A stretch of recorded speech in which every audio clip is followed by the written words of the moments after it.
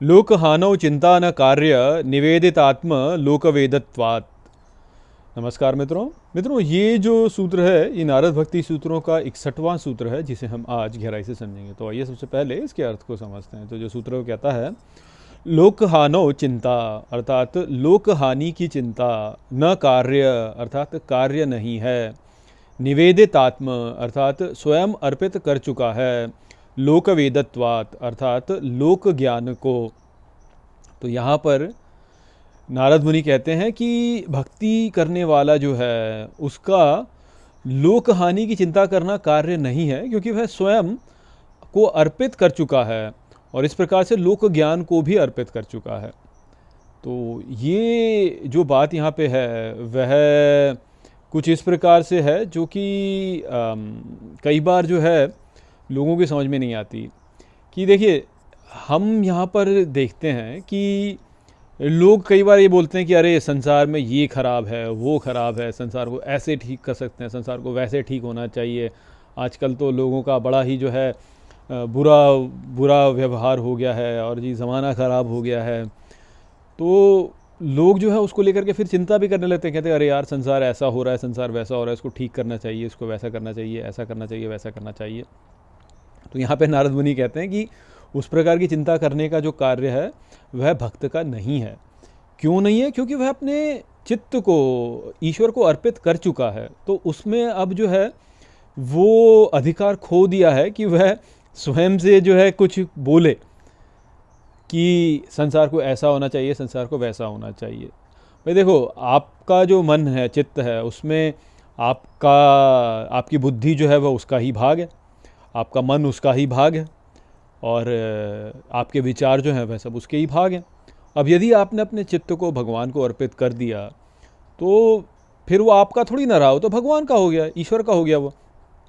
तो आप अपनी बुद्धि कैसे लगा सकते हैं? फिर आप अपनी बुद्धि से क्यों कैसे कह सकते हैं कि अच्छा ये ऐसे होना चाहिए, ये वैसे होना चाहिए? जब हम ये कहते हैं कि संसार को ऐसा होना चाहिए या संसार को वैसा होना चाहिए, तो हम वास्तव में क्या कर रहे हैं? हम अपनी बुद्धि का उपयोग कर रहे हैं ना उसमें। हम अपनी बुद्धि से बोल रहे हैं कि ये ठीक है और ये ठीक नहीं है।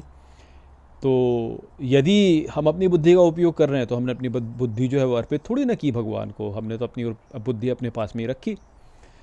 तो जो भक्त होता है वह अपनी बुद्धि को अर्पित कर चुका है, वह अपने चित्त को अर्पित कर चुका है वास्तव में। तो वह अपना मन ही अर्पित कर चुका है, अर्थात वह अपने मन का उपयोग, अपनी बुद्धि का उपयोग नहीं करेगा अब स्वयं से। वो भगवान को दे देगा सब कुछ, बोलेगा भगवान आप करो, आप ही संभालो, अपन तेज संभालो आपे, अपना तेज आप ही संभालो, आपकी चीज़ है, आप संभालो, मेरा जो ये चित्त है ये आपका है, अब आप संभालो, मैं इस चित्त का उपयोग नहीं करने वाला हूँ, मैं बुद्धि नहीं लगाऊंगा, मेरे को कुछ दिमाग नहीं लगाना, अब मेरे को केवल आज्ञा का पालन करना है, जो आज्ञा मिली चट उसका पालन कर देना है। जैसे भगवान राम थे, भगवान राम को जब दशरथ महाराज का आदेश आया कि तुमको जो है वन में जाना है, तो भगवान ने प्रश्न नहीं किया कि कुछ सोचा कि भाई हाँ ऐसे होना चाहिए, वैसे होना चाहिए, अरे मैं चला जाऊंगा यदि तो अयोध्या का क्या होगा, ये सब नहीं सोचा उन्होंने। जब भरत आए उनको वापस बुलाने के लिए, तो उन्होंने ही और जो भी बाकी लोग हैं उन्होंने बोला कि अरे तुम सोचो तो सही कि कैसा होगा, फिर आपके बिना कैसे होगा। परंतु उन्होंने क्या बोला कि भाई मेरा काम सोचने का नहीं है, मेरा काम है आज्ञा का पालन करना। तो भक्त जो होता है उसका काम सोचने का नहीं है, उसका काम आज्ञा पालन करने का है।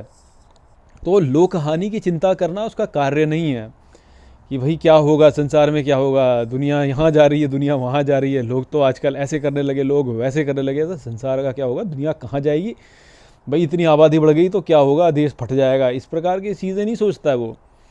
अरे आजकल तो राजनेता इतने जो है कुटिल हो गए हैं और इतने करप्ट हो गए हैं, तो हमारे देश का क्या होगा। तो ये काम इस प्रकार की चिंता करने का उसका कार्य नहीं है। लोगों के पास इतने एटम बम हैं, आतंकवादियों के हाथ में एटम बम आ गया तो क्या होगा, कोई काम इस प्रकार की चिंता करने का काम जो है भक्त का नहीं है। भक्त का जो कार्य है वह केवल आज्ञा का पालन करने का है, अर्थात उसने अपना सब कुछ समर्पित कर दिया। अब वो जीवन में उसके लिए जो अवस्था आती है, उस अवस्था के अनुसार जब उसका कार्य चले ही ना, तब उसको क्या करना है वो केवल उतना करेगा, उससे अधिक वो करेगा नहीं। उससे अधिक वो करेगा नहीं। दुनिया भर की जो ये चीज़ें हैं इनके बारे में चिंतन नहीं करेगा वो। जितना कम से कम कार्य हो करके जो है जीवन का निर्वाह हो जाए वह उतना ही करेगा बस, उससे अधिक वो करेगा नहीं। आप देखिए कि आपको यहाँ पे क्या बोलते हैं लोग, इनिशिएटिव लीजिए, इनिशिएटिव लीजिए, take the initiative, take the initiative, नहीं तो प्रमोशन नहीं मिलेगा आपको, आपको कंपनी में प्रमोशन नहीं मिलेगा। आपको यदि ऊपर उठना है, आपको ऊंचा जाना है, तो आपको इनिशिएटिव लेना चाहिए, खुद से जो है आपको कुछ करना चाहिए। वही भक्ति का कार्य ठीक इससे उल्टा है, कोई इनिशिएटिव यहाँ पे लेना नहीं है। यहाँ पे तो बस जो आपके लिया आ गया उसको करना है बस। तो ये वाली अवस्था, तो ये ठीक उलट है वास्तव में। आपको संसार में जो बताया जाता है उसका ठीक उलट है जो कि जो है भक्ति में व्यक्ति करता है। परंतु स्थिति वह ही है, जब भाई व्यक्ति ने अपना चित्त भगवान को दे दिया और सब संपूर्ण संसार जो है ये भगवान ही है, भगवान का विश्व रूप ही है, तो संसार जैसे चल रहा है चलने दो उसको। वही तो ईश्वर की उसी में जो है, उसी में उसकी इच्छा है, तो ईश्वर की जैसी इच्छा है वो चलने दो उसको वैसे ही। अपनी इच्छा हम क्यों लगाएं, अपनी इच्छा क्यों करें हम कि ऐसे होना चाहिए, वैसे होना चाहिए, घर में ये खाना बनना चाहिए, घर में ये चीज़ आनी चाहिए, घर में ऐसा होना चाहिए। नहीं भाई, घर वाले जो चाहते हैं सो ठीक है, हम तो बस जो है घर वाले बोलेंगे कि ऐसे करना है तो ऐसे कर देंगे।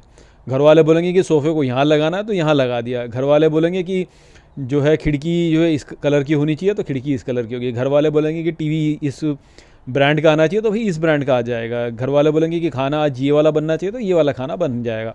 इस प्रकार की का भाव होता है भक्त का, क्योंकि वो सब में भगवान को देखता है, अपनी नहीं चलाता वो। भगवान सब में से भगवान जिस प्रकार से जो करने को बोलते हैं दूसरे की खुशी में ही खुशी, दूसरा जिसमें राजी उसमें ही भक्त राजी।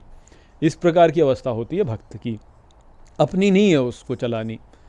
तो इसलिए लोक हानि की चिंता उसका कार्य नहीं है, क्योंकि जो जैसे हो रहा है वो भगवान के विधान से हो रहा है तो अच्छा ही होगा। मेरे को उसमें कुछ, मेरे को उससे लेना देना है नहीं कि भाई ये कैसे होगा, ये किस प्रकार से होगा, इनकी आबादी इतनी बढ़, इस लोगों की इतनी आबादी बढ़ रही है तो हमारा क्या होगा, इतने देश में जो है ये हो रहा है तो हमारा क्या होगा। ये सब सोचना जो है ये भक्त का काम नहीं है। भक्त का काम केवल ईश्वर का चिंतन करना है, ईश्वर का स्मरण करना है।